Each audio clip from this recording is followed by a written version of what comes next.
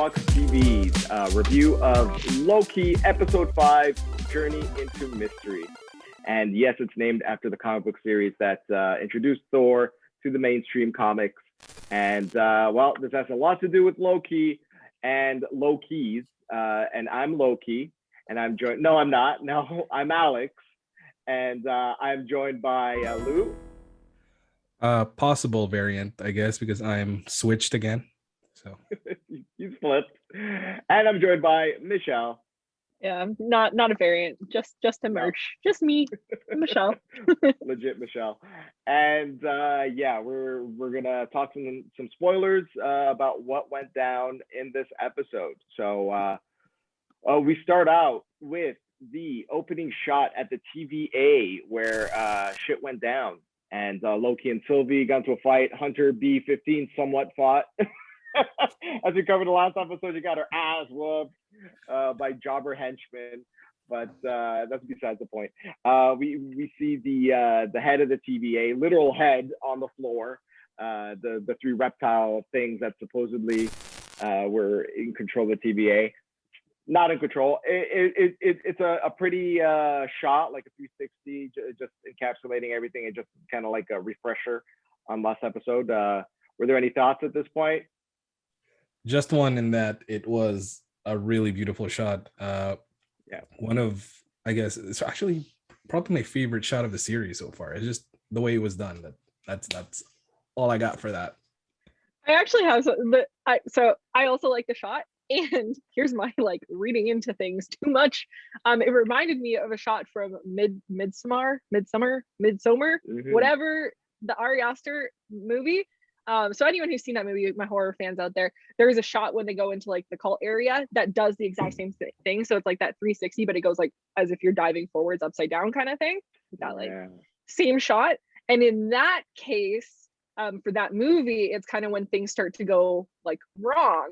Is when that happens. So when that shot happens, I'm like, okay, so we're going into an alternate something in the story, which I think kind of fits with what we find out of where Loki is and all that. I think that shot actually kind of signifies that the story is now taking place in this other place. Yeah, you know what I'm trying to say.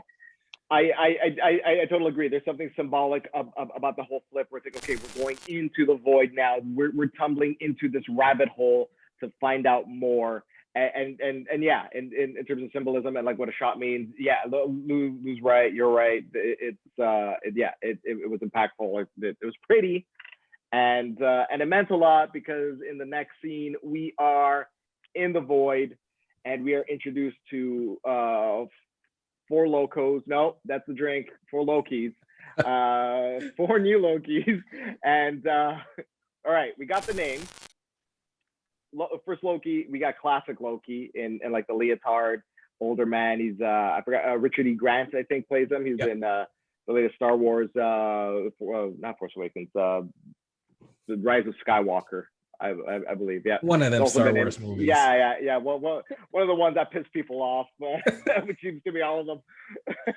Yeah, that doesn't narrow it down at all. No. He's in a Star Wars. It's fine. Star Wars. We also have Kid Loki. He's a kid. I covered different kinds of Lokis, and Alex Explained, by the way. Cheap plug. I thought I'd say that's right up there. So you can find out more about these Lokis. The next Loki is Boastful Loki, as he's called on IMDb. He boasts. He's a big black dude with a hammer. I wish we could have learned more about that hammer, because it seemed like an interesting trinket for Loki to have, because he usually has a scepter or a knife or something like that. Mm-hmm. And last but certainly not least, because this is the Funko Pop that I will be buying. I will be buying it 100%. And that's I don't think it's Crocodile Loki, it's Alligator Loki. Alligator. Yeah. Gator Loki. Gator Loki.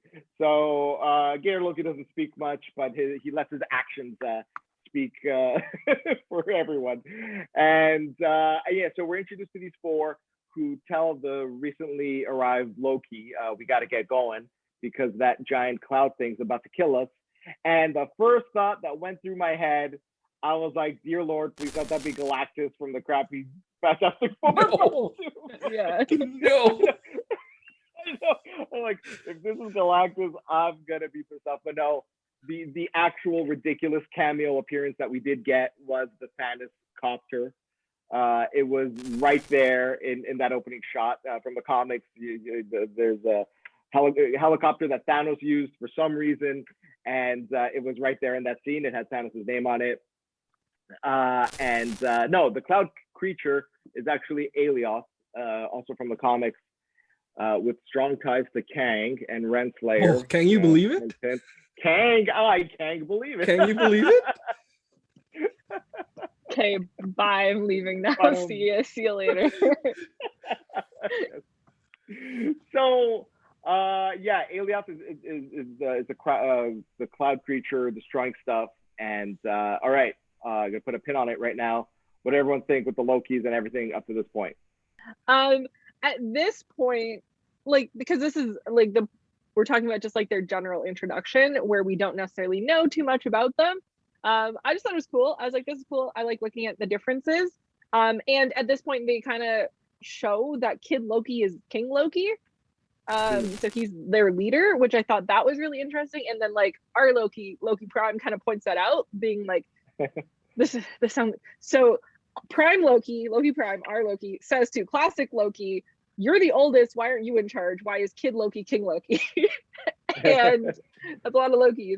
I just thought that was really interesting. I think as the episode goes on, I love the Lokis even more because at this point, I just like there's not enough information for me, not a comic book person, to understand about these characters.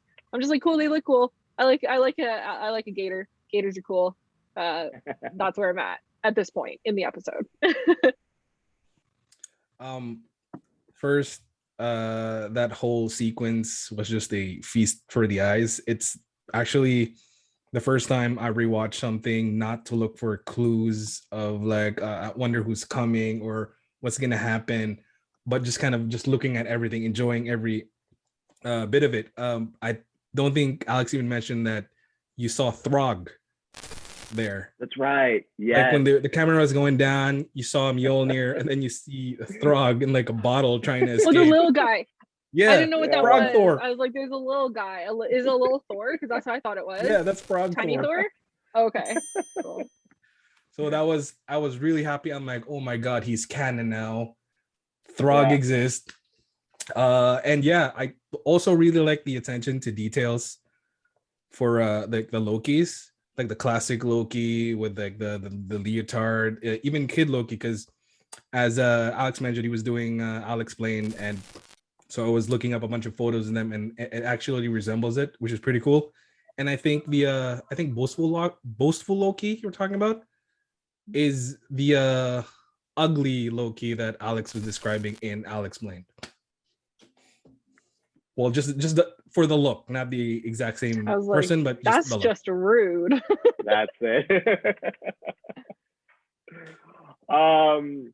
So there was another, I think, cameo. I didn't spot it, but I read online that there's a yellow jacket helmet outside the Loki headquarters. I don't know if anyone saw that, but you did see it? Okay, yeah, I didn't spot it. And the head of the Living Tribunal was there. No. Yeah. Stop it. Okay, spicy that. Yep. That part. Now I'm gonna have to rewatch it. You have to. I'm gonna rewatch it again just because there's so much stuff there. It's just littered with Easter eggs. Oh really? Wow. Okay. Well, everyone, rewatch it.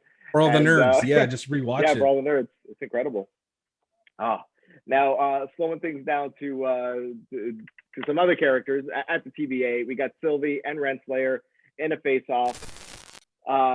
Where I want to say Renslayer manipulates Sylvie into thinking, like, hey, there's something up with the TVA. Let's both work together and uncover this plot.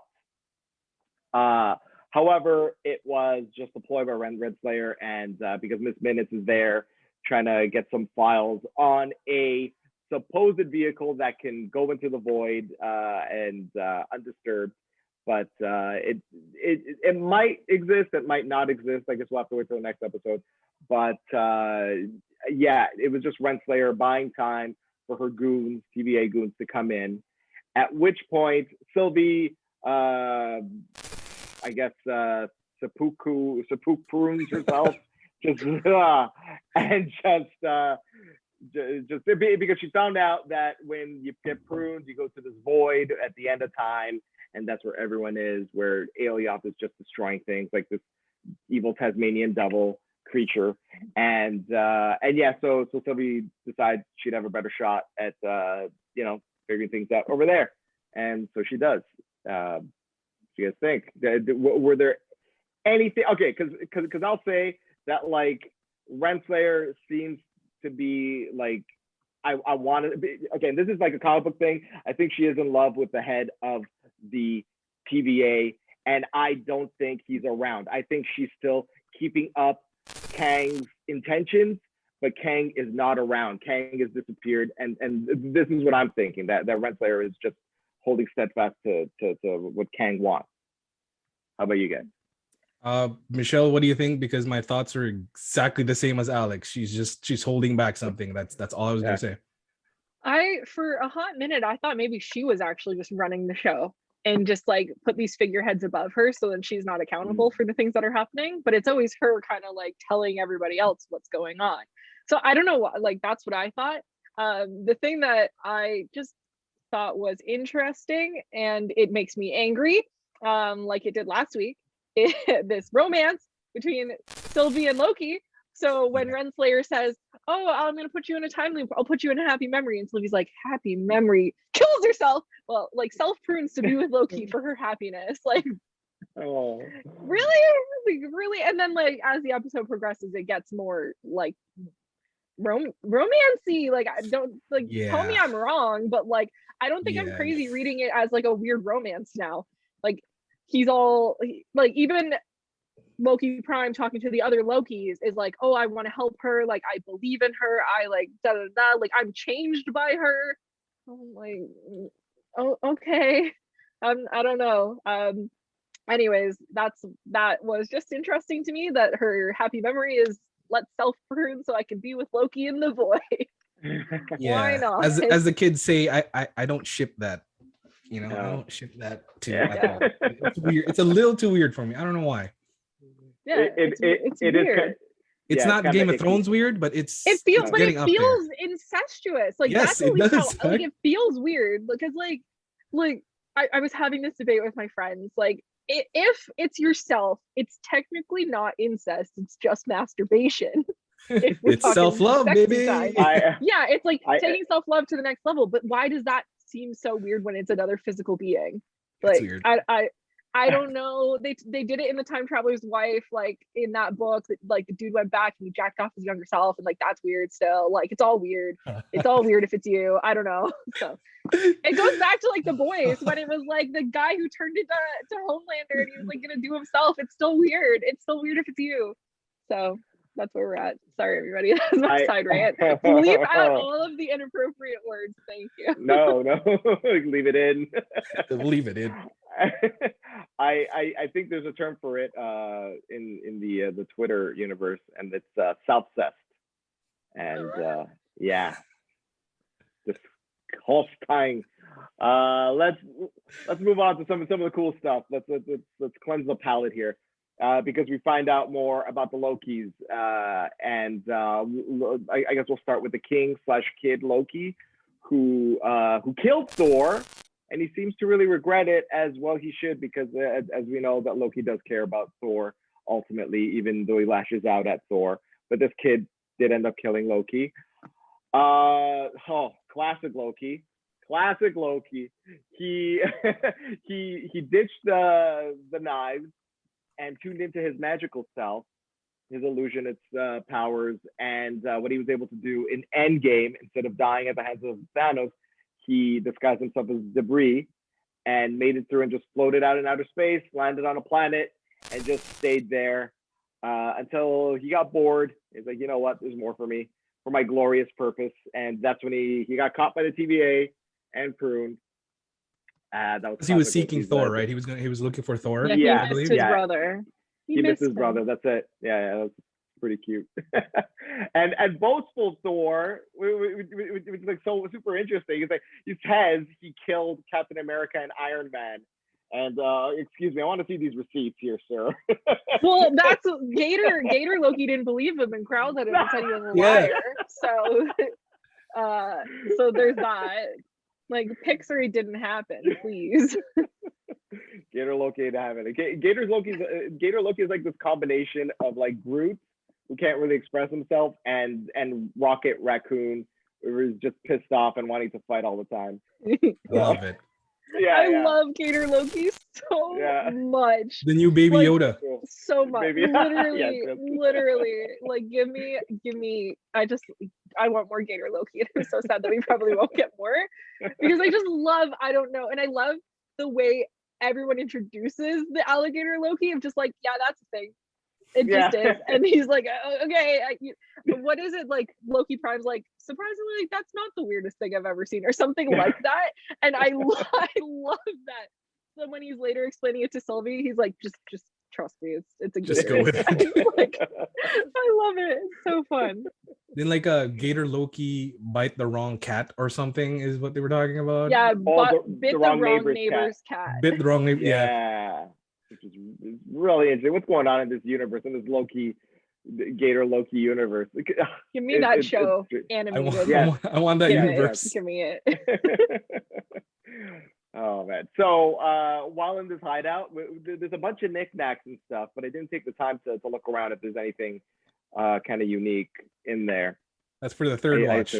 And they're interrupted by President Loki, who comes in with his army of, I suppose they were all. I think they're all Lokis. Yeah. Okay. And because I think it was a boastful Loki that turned on the rest of the clan of Lokis. And so the army of Lokis turn on President Loki and join some Loki. I don't know. There's a lot of betrayal here because it's all over the place, and that is due to the chaotic nature of Loki. And it all tracks. Believe me, it sounds confusing, but it tracks. What did everyone think at this point with the President Loki? Again, just going back to that chaos, Gator Loki in action. Yeah, beautiful. That's right. Gator Loki just jumps up, bites off President Loki's hand. One of the best scenes of the entire thing. Yeah. And like, because President Loki is the only other Loki played by Tom Hiddleston. So that to me was funny as well, because like all the other Lokis are just not, they don't look like him. Like they have the same coloring of outfits, or like, you know what I mean? There's things to identify them as Lokis, but like physically, face-wise, it's not the same Loki. So that was just fun that President Loki was, the one we were used to seeing. And I think that was kind of a bait and switch moment, because we've seen it in the trailer that there was a President Loki, and we mentioned we hadn't seen President Loki yet. So we're like, where's that come in? And it's just like this really silly kind of throwaway moment, which, because they don't address the fact that he's president at all. He just has like a little pin. Like it's really, I love that scene. And it's just Loki's being Loki. Just the way it goes of like, oh, I'm betraying you because I want to be the ruler. And as well, I'm betraying you because I want to be the ruler. We're all betraying you and each other. And let's all fight. That was just, it was so chaotic. It's very Loki, like everything. Yeah. Loki's being Loki. Did anyone notice Tom Hiddleston's scream when his hand got bitten off? I died laughing. It was so funny. Just that shriek of horror. It's so good. Mm-hmm. It was great. I love that scene. It was just, and I mean, for me, like I'm always gonna have in this particular TV show, I have to keep highlighting that I'm not a comic book like I don't know Loki in the comic books. So being able to see classic Loki do his thing, because he conjured up a bunch of fake Lokis to join the fight so they could escape.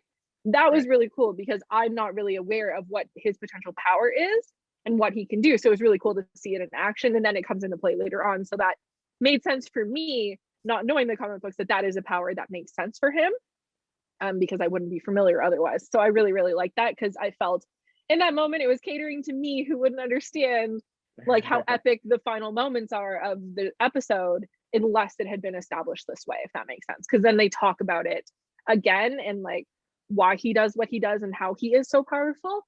So I really like that they like kind of put it on a platter for those of us who don't understand the comic implications. Just to add to that is like that same scene is when they were escaping, and it was just me being stupid, like just noticing that kid Loki threw Gator Loki at another Loki to attack it. I was dying. It was so awesome. Oh my god. Yeah, Pet gators are gonna go on the rise after this series. That's the what if episode that we need. Like, Yep. like the what if trailer just came out this week. Like that's what we need to see. Some Gator Loki action. Oh boy. So as the Lokis make their escape, all of them except for both, well, Prime Loki, Classic Loki, Kid Loki, and I think and Gator Loki, they make their escape. Sylvie touches down into this void world. She sees Alioth approaches Sylvie, and some weird flash happens to Sylvie, which we'll get back to. It was a little confusing at first, but she is rescued by none other than Mobius in a pizza delivery car with a pizza slice on it. And boy, I was happy to see Mobius. Surprised to see him still alive because I'm sure he pruned like a lot of these Lokis. and it's mentioned like he didn't remember the alligator Loki, so that was funny. Yeah, who pruned that one? yeah, who would have pruned that one? And we're here with Mobius explaining to Sylvie what is happening, which is just that Alioth wants to destroy everything, and we got to go find Loki Prime. Was everyone happy to see Mobius here? Yeah. There's a couple moments in this episode where like I was smiling, like you know what I mean, when like it's just like, oh, that's a good moment, and you're just like, if I'd been watching it with somebody, I would have been like, oh, that's good, but I'm by myself, so I'm just like, oh, like oh. That was one of those moments for me seeing him, because I knew he wasn't really dead, like I knew they wouldn't do that to us, but it was really exciting to see him kind of show up and like save Sylvie and have them have like a little bit of a banter in a moment. That was really fun for me as well. So when he showed up, I was like, yay. So I loved it. It was great. Same. And actually thought that like only the pruned Lokis were in that area, but it seems like everybody that's pruned is there. So it's kind of interesting what else, especially when we saw the environment of everything, what else is there. Yeah. But we get Mobius back. That's right, mustache and all. Unfortunately, he wasn't driving the Lightning McQueen race car, which could have been cool. No. So they drive off and they meet up with Loki Prime. There's a big reunion. Mobius, Loki happy to see Mobius, happy to see Sylvie. They reunite. They try to get over the whole alligator Loki business, which it's hard to do. And they come up with the plan. The weird flashing thing that happened between Alioth and Sylvie was Sylvie realizing that she could potentially enchant Alioth, and kind of, when that happens, the enchantment means that she's in control of Alioth. So that's the plan going forward. They're going to help Sylvie enchant that big creature, Galactus Cloud.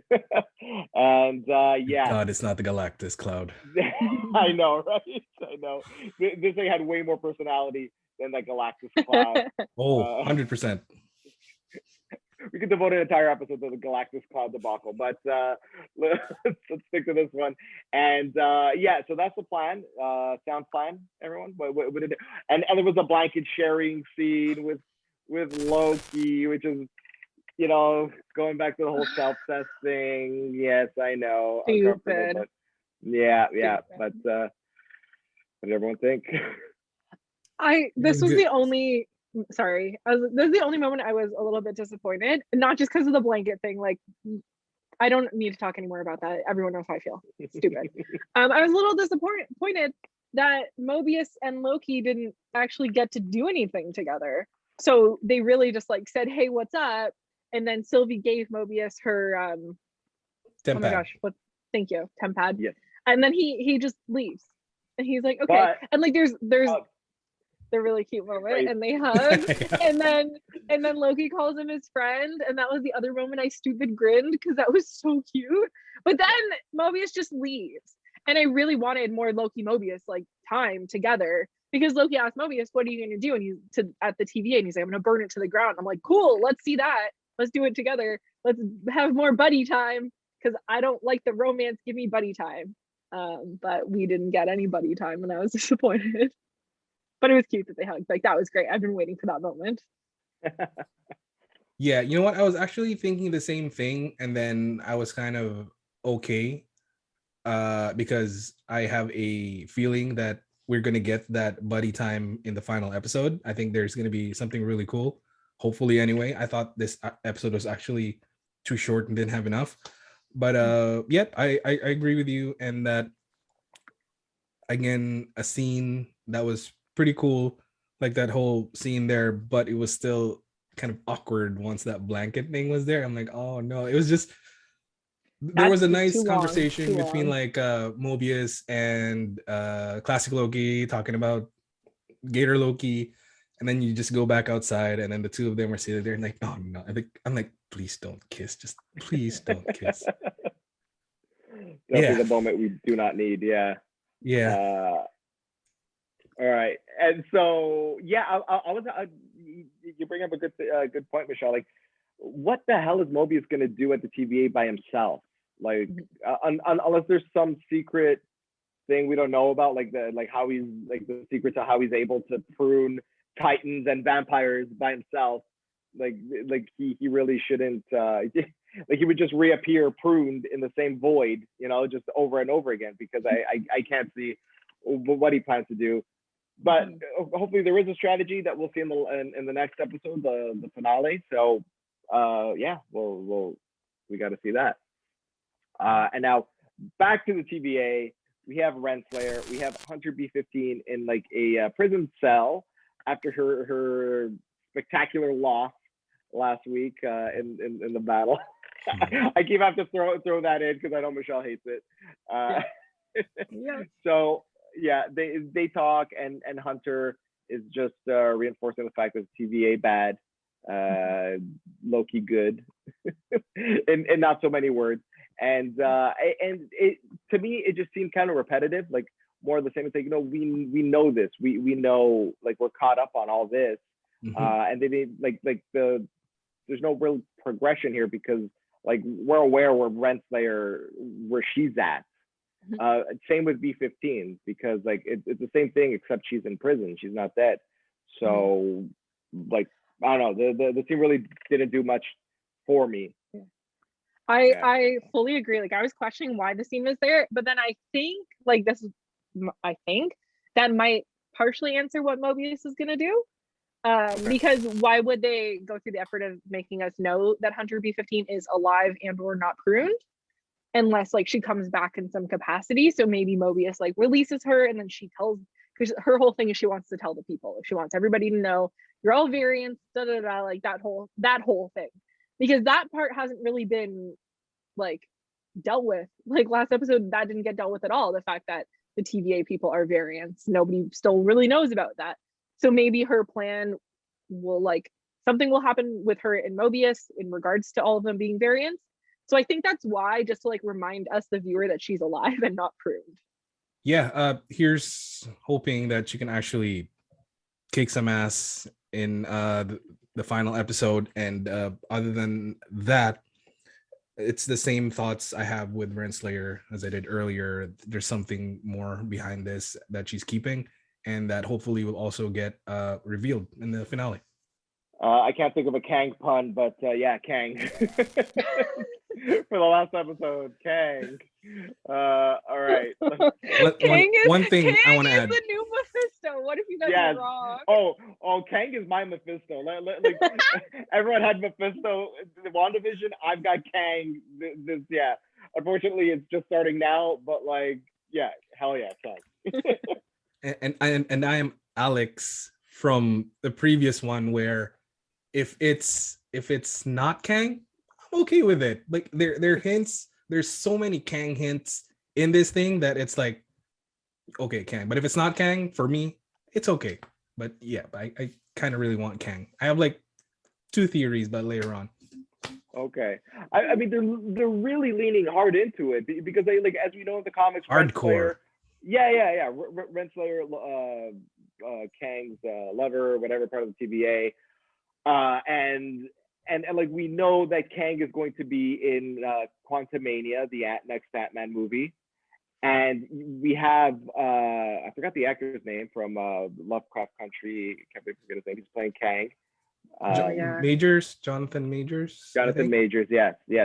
So he took a picture recently this week holding a comic with Kang on it. So it's all coalescing. Next week we're gonna. Did you see the Sphinx?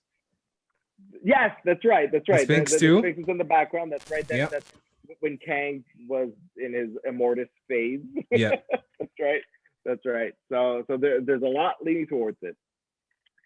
Tinfoil hat off. We'll get back to the series later. Let's talk about the climax of the episode. So Sylvie and Loki join hands because their magic is more powerful together to do the enchantment on Alios. However, it needs some time because Alios is like just bearing down on them, about to chomp them down.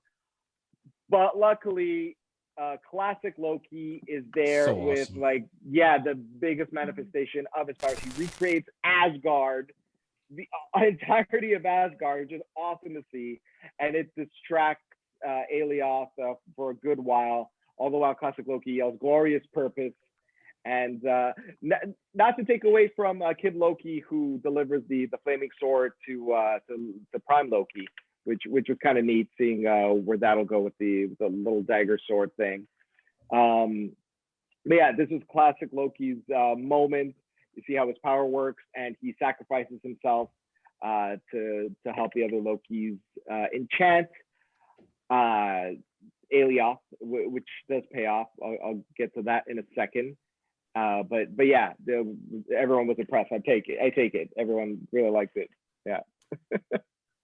It was a really, really awesome scene, just for classic Loki to just show his power. He's the oldest, more mature, so he spent years and years perfecting that, which I have a weird theory that he probably, in typical Loki fashion, he probably didn't die. That was probably like another manifestation that he did. There was somewhere else. There was something in his face when he was about to die that made me go, that's not really him. He was too confident in dying. It's like absolutely maybe he is dead, but I wouldn't be surprised if he's not.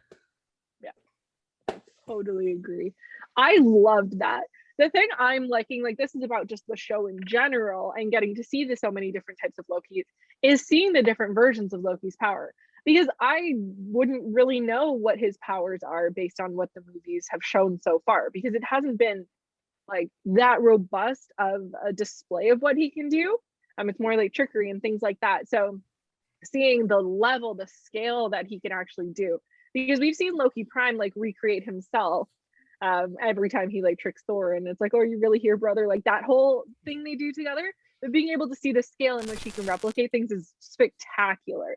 And I think this kind of, because Loki Prime and Sylvie kind of talk about it being like we could do more, it leads me to believe that by the end of this episode, we're going to see Loki Prime doing a heck of a lot more, which will be really exciting for like future things that he's in. We'll get to see more powers from him, which will be awesome. So I really I loved it. And seeing Asgard again, honestly, like that was my other stupid smile moment, because I really, even though it's getting destroyed again, I was like, I like Asgard. I really I love the design of it. It's beautiful. Seeing all like the same like monuments and like the bridge and all the the things that I know and I'm familiar with, I'm like, oh yay, I love it. And then it's all getting destroyed again, so that's kind of sad, but it was really cool.